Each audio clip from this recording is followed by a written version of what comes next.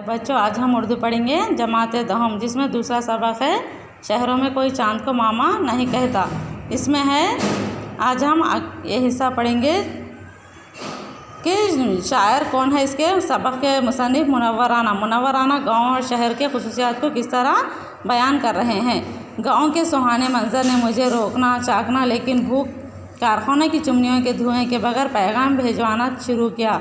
गांव के सुहाने मंजर को किस तरह बयान कर रहे कि गांव में रहते थे पहले, अब शहर में जाकर पूरे गांव की यादें आने लगे।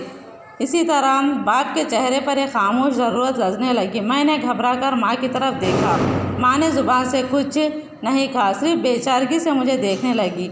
इनकी आँखों की ठंडक आज तक मुझे लू और धूप से महफूज रखती है और मेरे साथ सुरपेन कर देती है। बहनों ने डबडबाई हुई आँखों से खुदा हाफिज़ कहा, क्या करें ना, और सर झुका लिया। फिर जैसे ही मेरे छोटे छोटे भाइयों ने मुझे रुखसत किया, किसके, चंदा मामा के, फरिश्ते आगे बढ़े और मेरे शानों पर नरमी से हाथ रख लिए और चंदा मामा कह रहे। किसको? चंदा मामा को। चंदा मामा ने कुछ भी नहीं कहा, लेकिन जब मैं दहलीज के बाहर निकला तो चंदा मामा भी बाहर निकल आया। तो मुनव्वराना क्या बोले, जब मैं दहलीज के बाहर निकला तो चंदा मामा भी मेरे साथ बाहर निकले।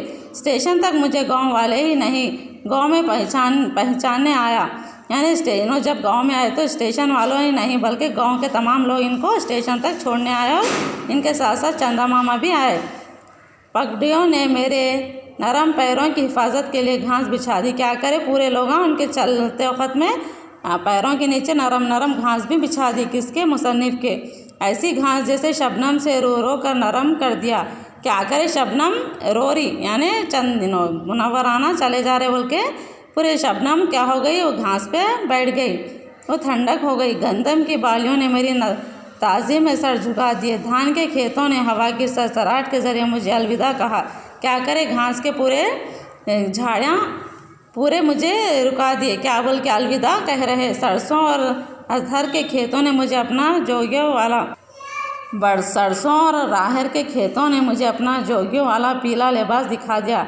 झील के पानी ने अपनी खामोशी से दुख का इजहार कर दिया।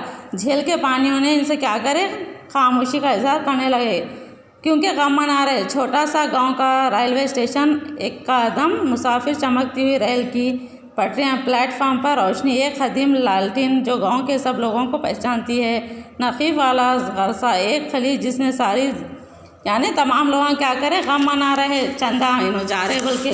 कौन? मुनव्वराना। इसी तरह बोझ उठाया और अब ज़िंदगी का बोझ उठाए स्टेशन पर बैठा रहता। क्या करें ना, ज़िंदगी का बोझ उठाते हुए स्टेशन पर बैठे।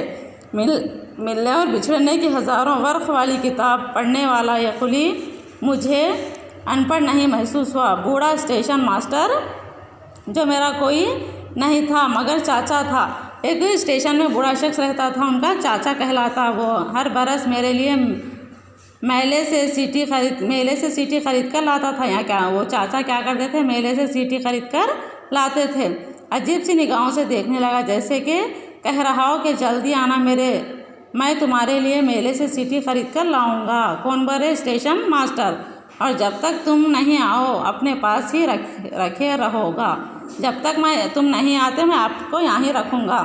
थोड़ी ही देर में आसपास के पेड़ों झलसता हुई रेलगाड़ी आ गई। थोड़ी सी देर में क्या करी, रेलगाड़ी आ गई जो बार बार सीटी बजा रही थी। मेले से किसी ने से भी आज भी सीटी खरीद कर दी। इसी तरह मालूम हो रहा। रेल के एक डब्बे ने इशारे से मुझे बुलाया और मैंने कहा, क्या ना हम सफ़र है, ना रास्ता बता रहा है कोई, मैं जा रहा हूँ कहीं और बुला रहा है कोई। क्या बोल रहे ना, सफ़र करने वाले कौन है ना, मुनव्वराना। क्या बोल रहे यहाँ पे अशार में, ना हम सफ़र है, ना रास्ता बता रहा है कोई, मैं जा रहा हूँ कहीं और बुला रहा है कोई।